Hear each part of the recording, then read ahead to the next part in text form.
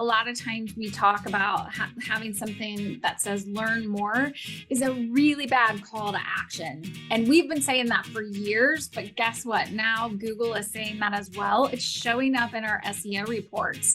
If you have something that says learn more, then they're calling it out and saying that that is not a good user experience.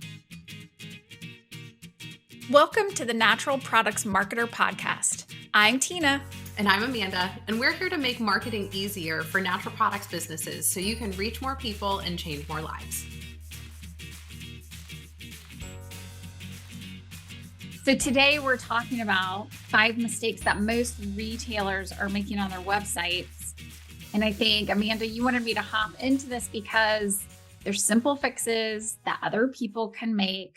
You don't need to hire someone necessarily to do this, although you can, but simple changes you can make that'll get you some big results. Like you said, they are very simple. It's not like we're asking you to do a total website overhaul. These are literally things you can do in just a matter of minutes that can lead to huge results for you in the future. That's right. All right. So tell us, what's number 1? The first thing that we see going wrong on retailer websites is that there are too many choices. Because retailers offer so many different products, it gets distracting when you're on their website. And really what you're looking for is to reduce the number of menu items to 3, maybe 4. 3 is always the best practice. 4 is okay. And what we see a lot of times is that you've got a lot of calls to action, like find the store, buy online, look at our coupons or our flyers. Here's our blog articles. Here's our podcast. And then also people are including this link that says home in their menu, which you just don't need anymore. You can use your logo as the button to click in order for people to get back to your homepage. So I would move most of those things out, having only one call to action, and other things can be like resources, like maybe your weekly flyer or something. But really it's going to be find a store location or shop online, or maybe it's even just a phone number, and then drop a lot of those other things down into the footer of your menu. Studies have shown, behavioral science says, that more than 3 choices means you're going to reduce the number of people who are going to take action. So that's the reason that we're saying don't have too many choices in your menu on your website. So reduce that down to 3 and then drop everything else down to the footer. And I would say too, kind of going back to that, make sure you have a call to action, put that in a button. Don't just have like the thing that you want the most attention drawn to, make sure that's in button form. So that way people are like, oh, I see this big box here. Click on that. Yeah, with that high contrast color in the background. So it brings your eye over to what you are wanting your user to do. And sometimes people ask Amanda, like, how do I know which things are most important in my menu? What should I leave there? Yeah, and that was my next question. How do you do the process of elimination? Yeah, you can test. First of all, you can always test and see what works best. And a lot of times we say test for 30 days and see what's getting traction, what's not. But really, I think that you should add Google Analytics to your page. And there are some Google Chrome add-ons where you can see which buttons or which sections of the menu are being clicked most. Or if you know Google Analytics, GA4 is now taking over and they're doing away with the past Google Analytics. And in GA4, they actually track clicks on pages. So you can then start to see like what pieces of your menu are being clicked on each page. Mm-hmm. And that can help you decide prioritization, which things should stay in the menu and which you can drop down to the footer. Now, for people that don't know, one of those Chrome extensions, correct me if I'm wrong, is called a hotspot. So you can have or is that a separate thing? Because hotspots, you can have a visual representation of where people are clicking on your website. So anytime you have those call to action buttons, typically those will have the most hotspot around it. And then you can kind of get that visual and kind of see where people's mouses are going. on their web browser.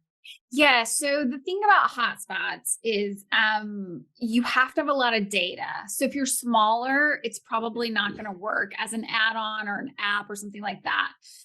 Because it wants thousands of visits and clicks before it starts to show you what the hotspots are on each page. So Hotjar is one of those. If you do have thousands of visitors a month, absolutely, you can install Hotjar and you'll be able to see where people are even spending time, not just clicking. So if their mouse is scrolling over a certain section or visually they're staying in an area, you can see that in those hot spots there. But if you have lower traffic, then the thing I would use is Google Page Analytics Chrome add-on. So if you go to the Chrome add-on store, you can just Google or search for Google Page Analytics, install that in your browser, and then it'll show you what percentage of people are hovering and clicking over each section in your menu.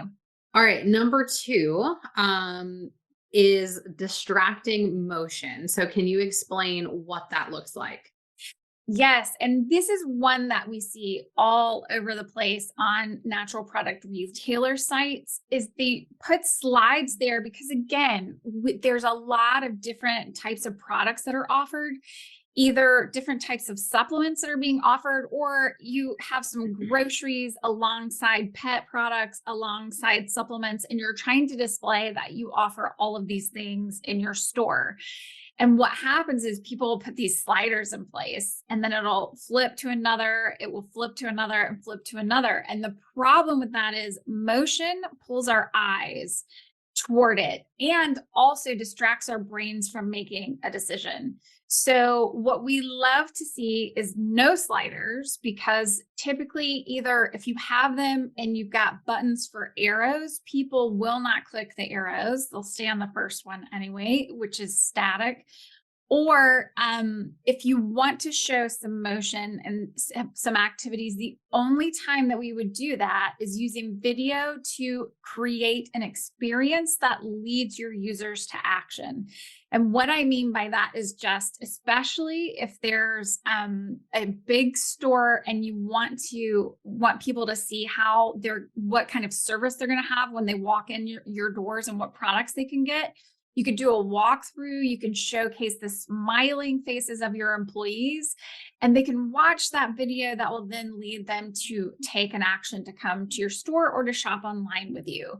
But other than that, we would say pick one thing, stick with it, leave it static, because even video will reduce the load speed of your website, which can really make people hop off of your web page and reduce your organic traffic. So if you're going to do motion, I would do it via video. If you're going to do that, make sure you're showcasing an experience. Otherwise, leave it static and don't distract people, move them toward action instead. Yeah. And I'm glad you touched on website load speed, which I know is on this list of mistakes that we're seeing on websites. But I just want to touch on that a little bit in regards to video, because I personally have had this happen where I've tried to put a video on the top of my website and the file is just too large. And so it just really ruins the user experience. And then trying to get the video to be the right size is really, really challenging. So I will say, just to forewarn anybody that thinks, oh, I'm going to, pay like $3,000 to film this super professional video to be on my homepage of my website. Just keep that in mind, that if that's what you really want, that you have to work with your videographer ahead of time to say, hey, like my web designer, they really recommended it only be this file size, because otherwise it's just not going to work. So just be aware of that going into it before you spend money on a lot of video work. Yeah. And you know what? We're going to add this 5 mistakes website checklist to the podcast notes here.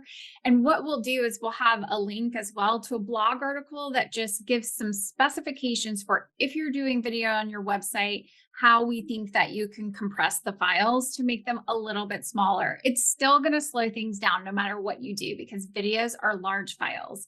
But there are ways to work with a videographer to let them know I need it in this file format and compressed in this way. And You'll want to put a different video on there for mobile too, because mobile is just more difficult for those larger files. And you might even want a backup photo to use on mobile instead of the video. So we will have some resources there for you to work with a videographer, especially if you're spending a lot of money showcasing that customer experience.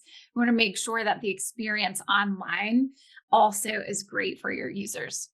All right. So what is mistake number 3, Tina? So do you have a clear next step for your user to take? So we kind of talked about this already when we're talking about adding a button in your menu versus just a menu item that says shop online or find a store location.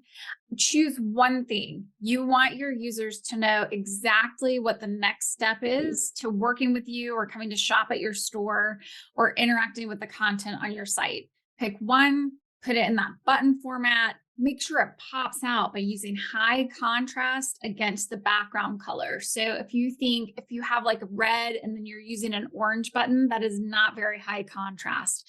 You want it to really stick out. And I'll tell you, like the color sensors in our eyes, when you think about using buttons, the colors that stand out the most to our eyes, for our eyes to go straight to look at them, are oranges, reds, and yellows. So if you have the opportunity within your branding package to use those colors and then have a very light background and behind that, so it's high contrast, the eye will automatically go right to that next step and the user will be very clear about what comes next. And along with that, you definitely want that in your menu, but you also want that down the page as someone scrolls so that they always know what that next step is. So sometimes we do that with a sticky header that will follow them down the page with that button in the menu. And just remember on mobile, that doesn't always translate because that button can pop behind a hamburger menu. So you'll want other opportunities as someone scrolls down your homepage or any landing page to know what their next step is. We suggest that be in a button with that high contrast and that be in multiple places on your webpage. Yeah, I'm so glad that you touched on mobile because that was something I was just going to bring up, is that mobile is completely different. And I feel like it's just going to keep getting more and more mobile centric as time goes on. It's like you almost have to build websites for mobile first. So just be thinking about how that looks. But yeah, the menu is not going to function the same on your cell phone. So just be thinking about that. So no, it won't. And the other thing that we talk about with these calls to action is being very clear about what that step is. So a lot of times we talk about having something that says learn more is a really bad call to action. And we've been saying that for years, but guess what? Now Google is saying that as well. It's showing up in our SEO reports. If you have something that says learn more, then they're calling it out and saying that is not a good user experience and that will drop you down in search results. It needs to be very clear what's going to happen when someone clicks that button or whatever link it is on there. So learn more is out according to us and according to Google and according to behavior science. So don't use that anymore. Be very clear about what's going to happen. Find a store location, shop online, call, and just be very clear about what's going to happen when they click that button. I love that. I mean, it's actually like nice almost that Google is like, no, don't do this. Yeah. Yeah, I love that. Okay, next thing, and it kind of just piggybacks off of this whole learn more. It's too vague. Like, what am I learning more about? So the next point is, is my message clear? Do the users actually know what we're doing? If you have a button that says learn more and you're not communicating that well, then no one's going to click on it because they don't even know what they're going to learn more about anyway. So how can people make their website messaging more clear? This is a great one. And it's really hard too, because people like to be creative and clever whenever they're creating their message. And there are a couple of pieces to it. One is for organic traffic, You have to say what you do, because this is going to be like a keyword term that someone is searching online to be able to find you.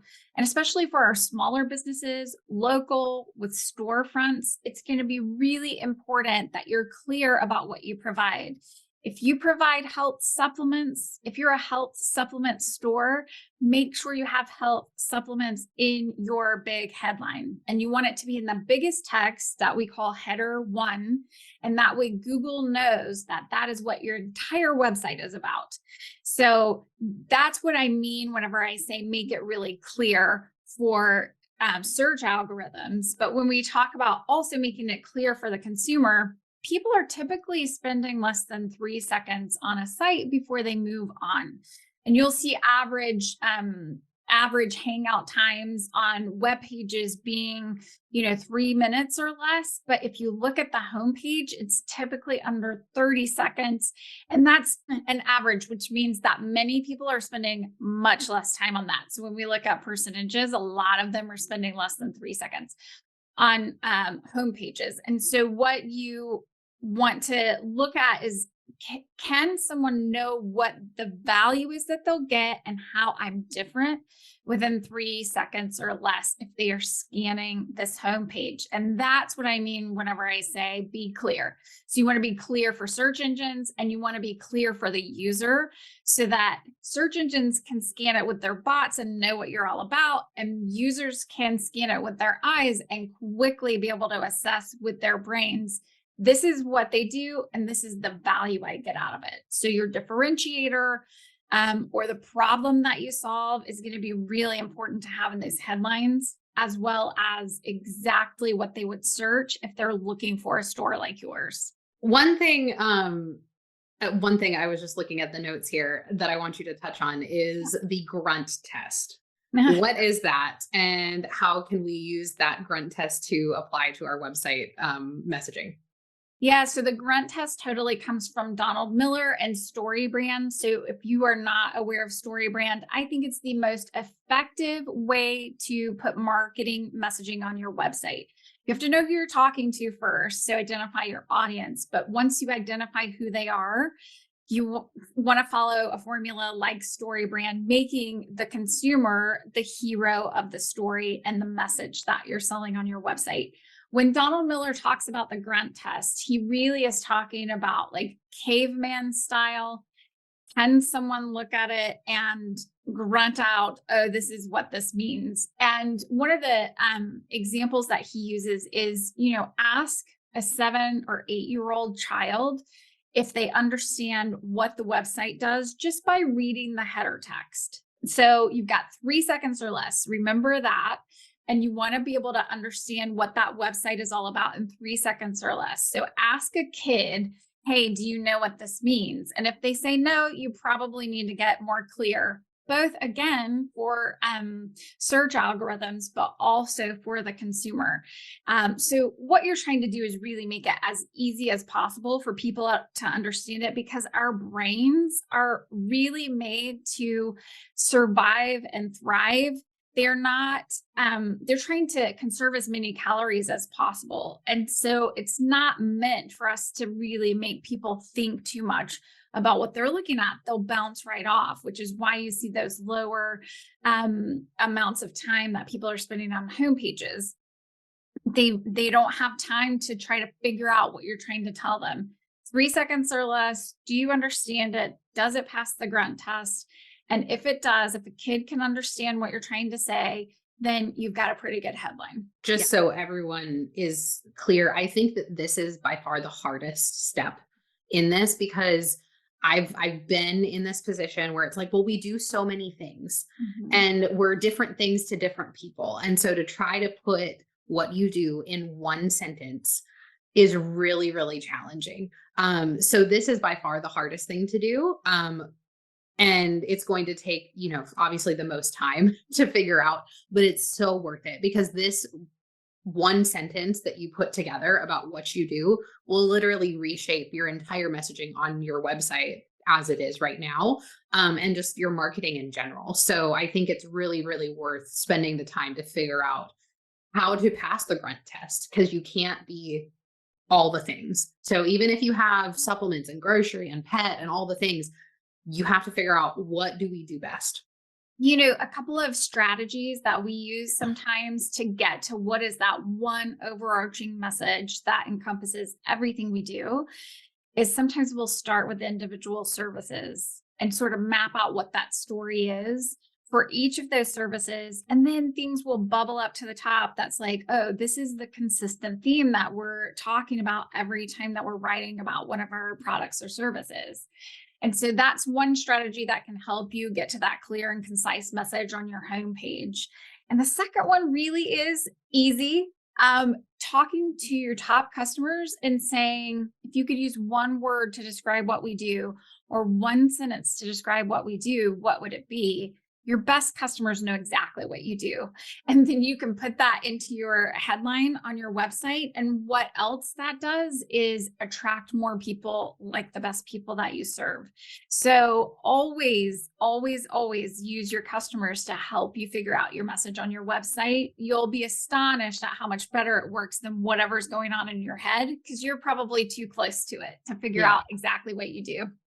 All right. So last but not least, and we've already kind of touched on this, is website load speed. So what are some things that people can do to make their load speed faster? Yeah, first you want to test it. So you can find that in Google Analytics, by the way. It's not there. They now have a section where it will tell you each page and how fast it loads. So if you've had Google Analytics on your website for at least 30 days, you're going to have data that you can work with, and you're looking for a 3-second load speed or less. But there are also a couple of tools that you can use. There's something called GTmetrix.com, and it's just spelled GTMetrix.com, or tools.pingdom.com. And you can pop your website URL into their, it's like a little form that you use, and you don't have to give them any other data. You pop your URL in and you hit test. And then it will pull up exactly how long it takes for that site to load. And on both systems, and I think with Pingdom now you have to pay for some of this information, but on GTmetrix, totally free for desktop, it will list the things that you need to fix in order to increase your load speed. So if it turns out that your load speed's more than 3 seconds on GTmetrix, it will give you a list. And I'm just going to tell you, I can predict what will be at the top of that list every time, because people put images that are too large on their websites.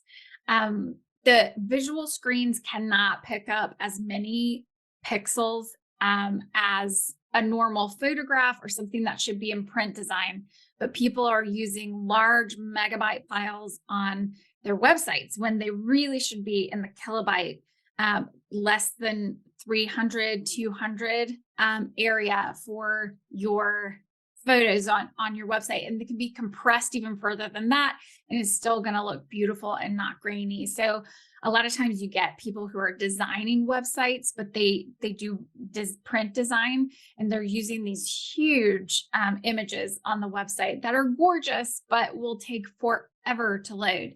And that's typically what we see, is that your photos are too large. That's the first thing to correct. And the second thing is you might have a janky hosting plan, and so their servers don't load things as quickly as they should. Yeah. And just know that when it comes to photos, even your cell phone is taking very large photos. Like, yes, probably a minimum of 3 megabytes is pretty standard now, just because phone quality has gotten so much better. But so even if you're like, oh, well, I'm just taking it on my iPhone and not using a fancy, DSLR camera, it doesn't matter. Still be compressing those files. Yeah, for sure. And there's a website that we love. So if you're not a designer and you don't have all of the Photoshop equipment or whatever else software in order to resize photos, there's a website called IloveIMG.com. You can upload photos there. You can crop them and resize them and compress them, and then upload them onto your website. It makes it super easy, even for non-designers, to go in there and fix those things. But while we're talking about this, the tools that I mentioned to measure whether or not your website is loading quickly or not are going to look at desktop. That's the free version. What you really want to do is look at mobile, because mostly people are going to websites via mobile, especially if you're a store, because here's how people are finding you. And this is why you must be on Google My Business if you're a storefront. They're going to Google Maps and they're doing a search term for supplements or whole food or whatever it is that you're offering. And that is how they're finding your website. And then they'll click to your website. And on mobile, if it takes too long to load, and most of the time, even if your desktop speed is fine, under 3 seconds, your mobile speed is not doing well. We've seen 11-second load speeds, and that's just too long for someone, especially if they're on their phone and they're ready to come shop at your store. You want to make sure that that's super fast. So you're going to want to test on mobile. Those tools, if you pay for them, can show you how to do that. Or on desktop, you can right click in Google Chrome, and Google has this tool called Lighthouse where it will load up your accessibility, SEO data, and how fast that website's loading on mobile, which is a great thing. All right. So those are the 5 mistakes. So any kind of final thoughts, Tina, to kind of just sum it up for the people listening?